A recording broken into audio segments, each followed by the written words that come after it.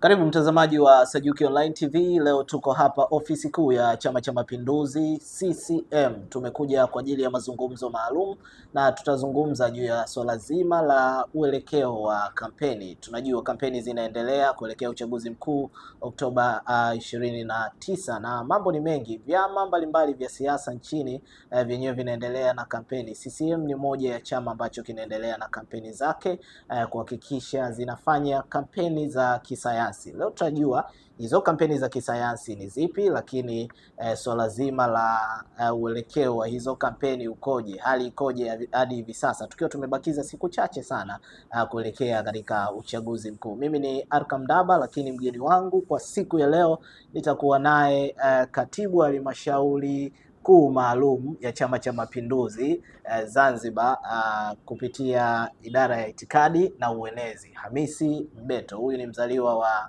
Kaskazini Pemba kule Wete. Amesoma kidogo utaani, baadaye akasoma hapa Kisiwandui na sasa anakitumikia Chama cha Mapinduzi. Comrade Hamisi, karibu sana. Nzuri tu. Hii nimeipatia katibu wa halmashauri kuu au ina utata? Ni umeipatia kidogo. Inaitwa ni katibu wa kamati maalum ya halmashauri kwa taifa, idara ya itikadi, uenezi na mafunzo Zanzibar. Ofisi unaionaje? Ofisi kawaida tu. Kwa sababu tushafanya kazi hizi. Mimi nilikuwa kamishna utalii. Ndio promote tuliojenga utalii mpaka leo nasema tumefikia kwenye GDP 30%. Nilikuwa kamishna pale kwa miaka 15. Tangu waziri nakumbuka Rashid Ali Juma. Okay. Fanya kazi na waziri Rashid. Akatoka Rashid, akaja Mahmud Sabit Kombo, mfanya naye kazi. Akaja Lela, mfanya naye kazi. Akaja Simahi, mfanya naye kazi. Kama maneno ya mzee Wasira, mimi nipo. Sasa nafanya kazi na mawaziri wanne. Okay. Nimepata exposure za kutembea nchi mbalimbali, kutangaza nchi yangu. Na hatimaye alhamdulillah leo tunaona matunda ya utalii day to day, watalii wanaongezeka, safari za ndege zinaongezeka kuja Zanzibar kwa maana charter flight, domestic flight, private jet. Na watalii wanaingia kwa wingi Zanzibar, ambao mkono wangu upo. Mimi tulikuja na falsafa tunaita A5 kwenye taifa. Kwenye utalii ukiweza kuzisimamia A5, utalii wako unakwenda vizuri. Hayo ni upande wa serikali. Sasa upande wa chama upo na unakitumikia chama. Wewe ndio msemaji mkuu wa chama kwa upande wa Zanzibar. Hali ikoje sasa hivi kwenye kipindi hiki cha kampeni? Tuna wagombea wa urais, tuna wagombea ubunge na wawakilishi pamoja na madiwani. Kwa kweli hali ya kisiasa ama hali ya kampeni inakwenda vizuri, na bahati nzuri nyewe waandishi mnafanya tathmini kwamba kwanza chama chetu sisi tuna utaratibu ambapo kila tukimaliza uchaguzi mmoja tunaandaa maandalizi ya uchaguzi mwingine, kwa sababu tunajua kwa mujibu wa katiba ya Jamhuri ya Muungano na katiba ya Zanzibar kwamba kila baada ya miaka mitano nchi yetu inafanya uchaguzi ili kupata viongozi watakaoweza kuongoza nchi yetu. Kwa maana sisi tumejiandaa kwenye kampeni kwa sababu sisi tumejiandaa kwenye maeneo makuu matatu. Tulianza kujiandaa kwenye uandikishaji, maana huwezi kuwa na kwenda kwenye uchaguzi kama ukufanya vizuri kwenye uandikishaji. Tumejiandaa kwenye uandikishaji, tukajiandaa kwenye kampeni, na mimi naona kampeni zimekuwa na msisimuko aina yake mara hii bara na visiwani, lakini pia tumejiandaa kwenye siku ya mwisho kwenda kupiga kura. Kwa maana kampeni kwetu sisi, na mimi kwa kama ni mkuu wa idara hiyo hapa Zanzibar, nasimamia meziona kampeni zetu zimekuwa na bashasha, zina mvuto, zimekuwa na watu wengi. Maana hata jana nilikuwa nazungumza na Mheshimiwa Rais Mwinyi kwamba bwana, hii mikutano yetu sisi hatuna mkutano mkubwa, hakuna mkutano mdogo, kwa sababu aina kampeni mara yetu tumeziweka kwamba kuna mikutano mikubwa ile ya hadhara, lakini kuna mikutano maalum ambayo rais anaenda kukutana na makundi yale maalum, kwa mfano wafanyabiashara sokoni, labda wavuvi, labda wana michezo, labda viongozi wa dini, labda na makundi mengine. Sasa tunajikuta hata tukisema tunaenda kukutana labda na watu wa eneo fulani, unakuta ule mkutano baada tunatarajia kuwa na watu wachache wanajitokeza watu wengi. Na mimi nahitaji watu na nahitaji kupeleka sera zangu. Sasa alhamdulillah, kama tunazungumza na wafanyabiashara wa soko na wengine wanakuja wanapata kusikia, na tumekuja na style mpya sasa kwamba mwenyewe mgombea anatoa elimu ya kupiga kura. Umezungumza jambo moja, mmejiandaa. Mwingine akisikiliza ataleta tafasiri yake, mlijiandaa vipi au mmejiandaa vipi? Ukisema mmejiandaa, nini hasa unamaanisha? Tumejiandaa, kama mtakumbuka, tumejiandaa kwa maana kwa kujua kama tunakwenda kwenye uchaguzi. Chama chochote makini na kenye viongozi makini kinajiandaa kwanza kwa rasilimali watu, kwa maana kuandaa watu wake, wanachama wake. Na ikumbukwe kwa mujibu wa draft ya mwisho tuliotoa, tuna wanachama zaidi ya milioni 13 na Tanzania nzima. Tuna wanachama wengi. Maana hawa ndio wale wako kwenye register. Ukichukulia na wale bado wana zile manual card, tuna zaidi ya wanachama milioni 20,000. Sasa hii ni namba kubwa sana. Sasa kwanza kuandaa watu wako kwamba chama chenu kinakwenda kwenye uchaguzi, hilo la kwanza.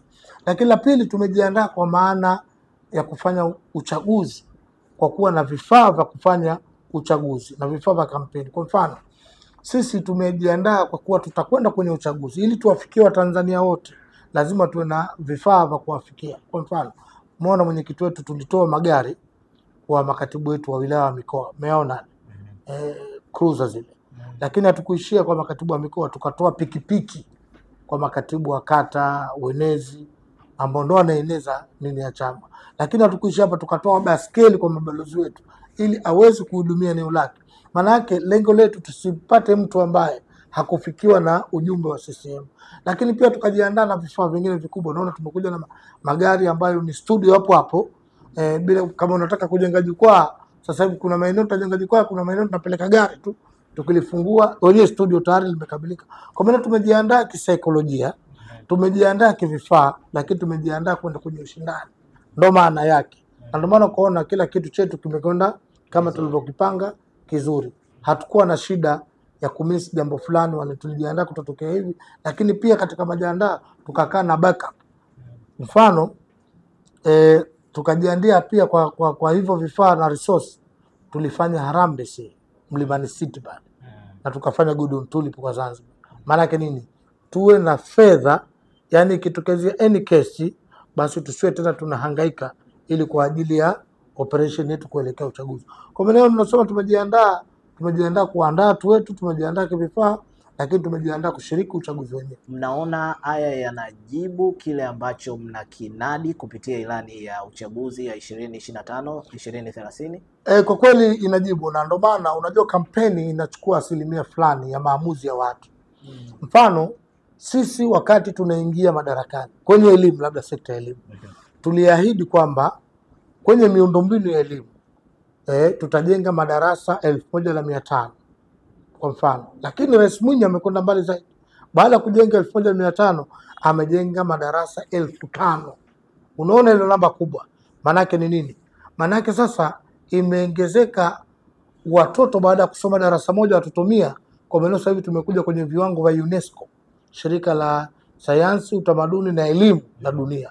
Inataka nini? Inataka kila darasa lisizidi wanafunzi 45. Kwa hiyo sisi tunaifikia, na lengo letu sasa sikuishi hapo. Lengo letu tunataka watoto wa Zanzibar wasome mkondo mmoja kama tulivyosoma sisi na mwenzangu pale. Unakwenda asubuhi, unatoka unaenda zako church. Tulipokuwa tunasoma Sekondari, Forozani, shule zote tunaingia mkondo mmoja. Lakini sasa kutokana na population ya watu imeongezeka. Sasa kama serikali makini lazima ije na majawabu kwenye kuhakikisha watoto wa Zanzibar wanapata elimu. Kwa maana sasa watasoma kwenye maeneo ambayo very comfortable. Lakini tukaimarisha vifaa vya kufundishia. Sasa hivi skuli zote unazojenga, tumejenga skuli au mwaka kwanza 36. Sasa hivi tunamaliza, tutakuwa na skuli 61 tena G+3.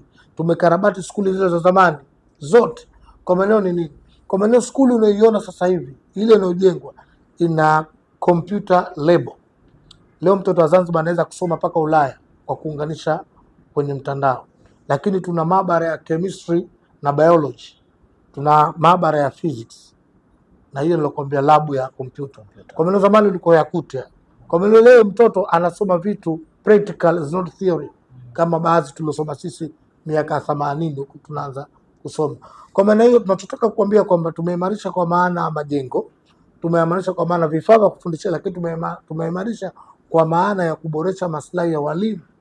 Kwa kwanza kuajiri walimu, tunakwambia zaidi ya walimu 5,000 tumeajiri, lakini pia kuwapa maslahi yao. Na rais kenda mbali zaidi, sasa hivi tunaanzisha tume ya uajiri Kama tume utumishi serikalini, utakuwa na tume ya ajira ya walimu tu ambayo ina deal na walimu kama vitu vingine.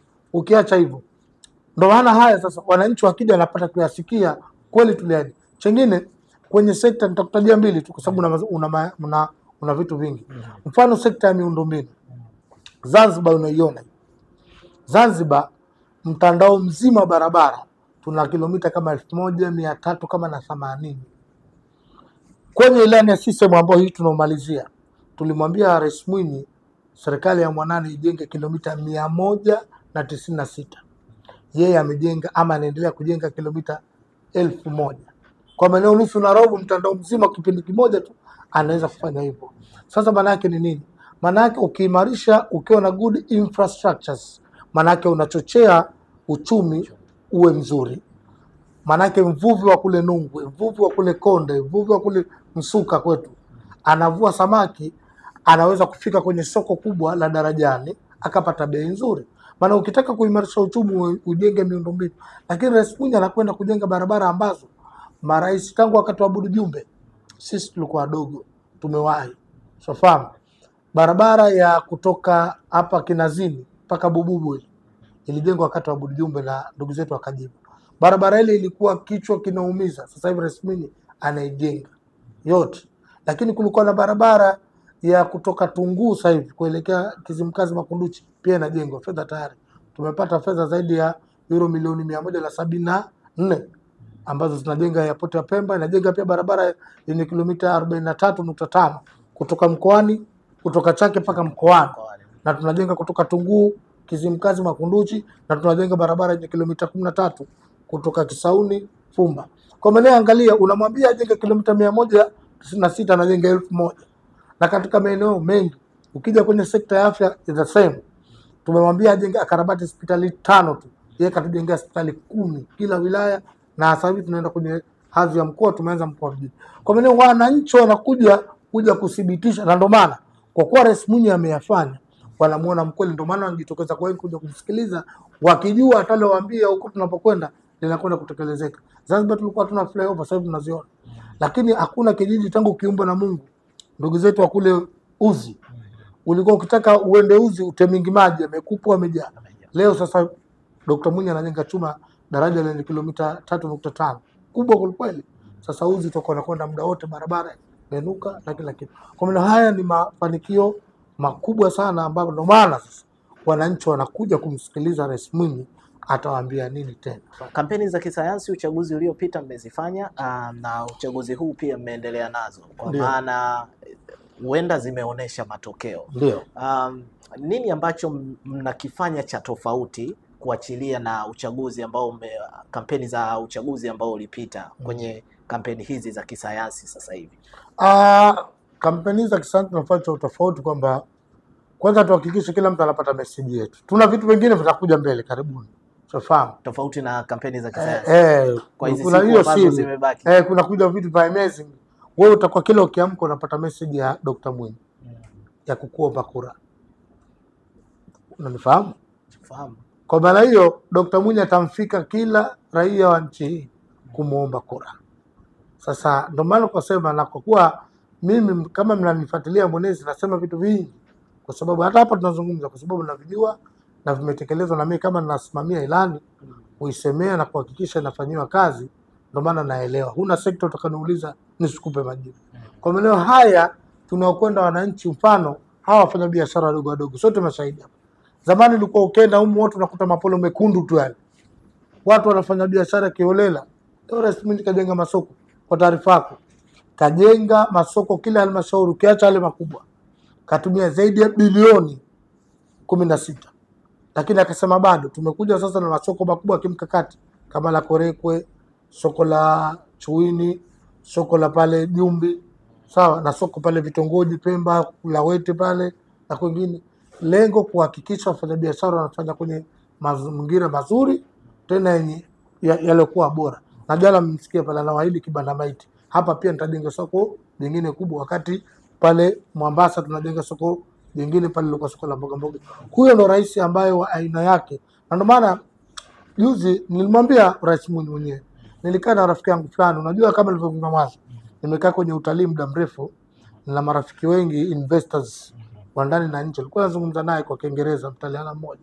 Akaniambia huyu Rais Mwinyi binadamu wa kawaida? Anauliza kama hivi.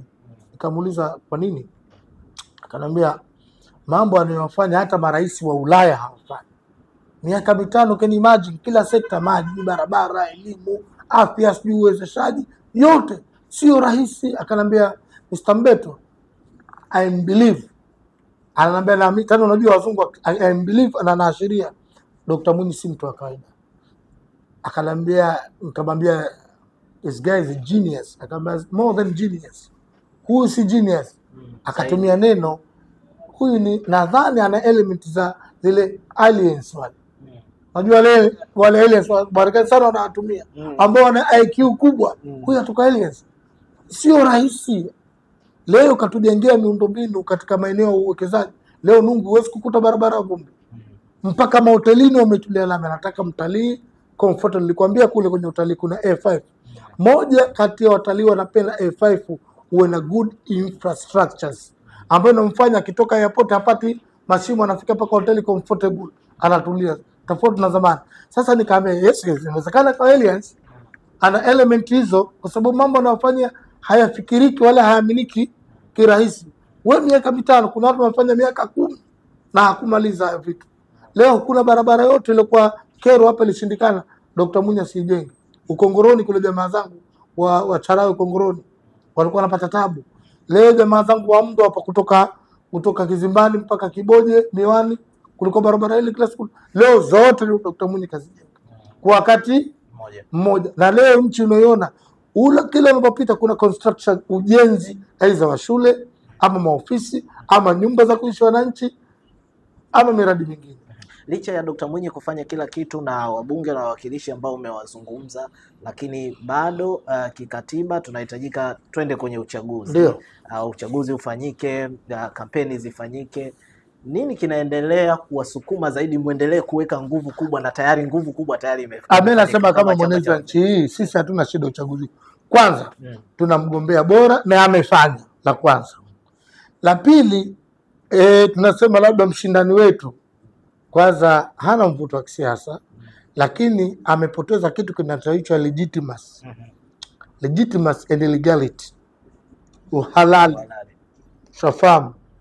Kwa mfano, Othman Masoud Othman, yeye mwenyewe amekuwa kiongozi mwandamizi kwenye serikali miaka mingi. Amekuwa katibu mkuu. Yeye pale unapomuona hajawahi kuamini demokrasia ya kuchagua na kuchaguliwa. Hajawahi kupiga hata kura. Mtu kama yule kawa paka DPP. Kawa 2010 tunaingia kwenye GNU, alikuwa mwanasheria mkuu. Kwa maana hajawahi kumchagua, hao walikuwa wanamteua, wala Yusuf Sharifu hakuwahi kumwamini. Maana yake ni nini? Mgombea ambaye hajawahi kuamini hata fikra za kimabadiliko. Unajua kupiga kura ni sehemu kubwa sana ya kuweka uongozi wa nchi yako. Yeye hicho chama ambacho anachosema anakipigania hajawahi kumchagua marehemu mzee Yusuf Sharifu, Mungu amrahamu mzee wetu, hata kumpigia kura. Lakini kwenye chama chenyewe mgeni. Alafu wao walombeba hajawahi kupiga kura hata siku moja.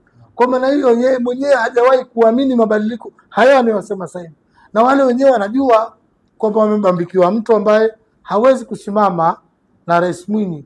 Leo Rais Mwinyi anaweza akasimama akakielezea chama chake kwa sababu amekuwa mjumbe wa kamati kuu miaka 20. Hawa jamaa hawashindi. Ama neno tutamjini siku nasema hawatoboi. Juzi mimi nilienda kufungua kampeni za wilaya ya Micheweni na Konde. Nimekaa na wazee wa Konde. Si unajua Konde kwenye historia ya siasa? Anabajua. Konde wananambia wazee pale, mwenezi tunakutuma mwanetu. Kamwambia Rais Mwinyi, sisi wananchi wa Konde hatuna tunachomdai rais. Nikamwambia kwa nini? Wazee wananambia, na mmemwambia jana pale Mheshimiwa Rais. Wananambia bwana we, Mheshimiwa Rais hapa katujengea skuli G+3 3. Katujengea hapa Konde, katujengea kule Makangale, katujengea Kifundi. Tena Kifundi ni special school yenye dahalia. Sawa? Hela pili, Mheshimiwa Rais hapa katujengea barabara unaiona hii paka kule chini Msuka. Leo mvuvi anachukua samaki anaenda wetu dakika 2 tunapata bei nzuri. Samaki alikuwa samaki wanaharibika. Akanambia unaona barabara yetu ya Makangale hii, tayari mkandarasi upo inajengwa. Leo tumejengewa mahakama hii hapa G+1. Leo tuna kituo cha afya kile pale G+1 tumejengewa, na tuna hii hapo Kinyasini hospitali nyingine, tuna stendi hii hapo. Basi na wenyewe mmekaa, lakini kubwa tunakwambia sisi tuna watoto wetu tulio wazaa wako Unguja, wako bara. Ile 20,000 mwezi ya kuletei, leo Dr. Mwinyi anatupa 50,000 kila mwezi. Tuko wazee 2,770 hapa. Tunafaidika pensheni jamii. Mzee mmoja machozi alimtoka. Huyu bwana sisi hatuna la kumlipa. Tumekuwa na viongozi tangu 95 hapo tunachagua upinzani. Wakasema tuna mbunge wetu hapa wa ACT. Hata kisima cha mkono kile cha Bolding hajatuwekea. Leo Dr. Mwinyi miaka 4 tu na mwakilishi, haya yote na ukenda unayaona. Sasa mimi kaa kimya tu. Wazee wa Pemba hayo wamenambia Konde, wamenambia Micheweni, wamenambia kule Makumbeni, wamenambia Kiwani. Sasa changing, unajua Rais Mwinyi kaja na siasa za aina yake. Rais Mwinyi kasimama pahala kama ni rais, anawajibika kuwatumikia watu na kuwaletea huduma kila pahala. Tumekava kila pahala, wakisema tumesema, tunajibu hoja, tena kihoja, kitaaluma na evidence kama nilivyokupa wewe. Juzi walisema Pemba kwamba kuna kampuni moja tunapewa kujenga barabara. Mimi niliwaambia Pemba kuna kampuni za Kezalindo ya Meko, kuna Opera wale wanapewa, kuna ECC wanajenga, kuna Iris, kuna wale nani Orcom. Sasa wale zao jepesi tu. Wao hatufuati manunuzi kwenye sheria, manunuzi by professional. Nimesomea mimi manunuzi. Sofangu. Kuna PPR. Hiyo tunaita opening tender. Kuna single source, kuna tafuta makampuni wale 3 wenye uwezo, lakini kuna forcing account, zote zinatumika. Huwezi, kuna miradi ambayo kampuni za ndani haziwezi kufanya. Huwezi kufanya hiyo opening tender. Lazima unatafuta makampuni makubwa na unaangalia ili ukipata timu. Kwenye manunuzi kuna kitu kinaitwa time frame. Time of frame. Maana yake ni nini? Ukipata jambo kwa wakati, mtafuta mtu ana uwezo. Kwa mfano, sisi tulitoa ile masoko mwanzo kuwapa watu wafanye. Unakumbuka nyewe? Mahakama pili akaenda pale wakana sua tu. Leo nakaa na dada kwenye ufisadi nchi inajengwa. Hebu kaangalia huko nchi za wenzetu. Rais anakuwa bilionea tu. Ana akaunti kila pala. Mwinyi anajenga nchi. Leo Mwinyi kanunua speedboat kwa taarifa yenu 2 za kisasa. Bagi pale mkoani imekamilika. Anataka safari za Pemba na Unguja kama Dar es Salaam. Boti za kisasa kabisa zenye speed kuliko hizi. Zinakuja kutoka India, kesho kutwa zinaingia. Wao sema rais wao anakusadi. Kwa watu wenye kila mmoja jamaa mpumbavu tu. Leo angalia terminal 2 ile pale jengo jipi. Ile Sirile ilichukua hamu ngapi? Tangu enzi ya Karume tulianza ujenzi ule. Ikaja kukamilika wakati wa Mwinyi. Leo peke yake Mwinyi mwaka mmoja tukishamaliza terminal ile pale. Terminal 2 ile pale nyingine. Dr. Mwinyi bwana sera yake hana mradi wa miaka 2. Mradi wa miaka 2 mmoja tu si. Bandari ya Mangapwani, kwa sababu kuwa ni multi purpose port.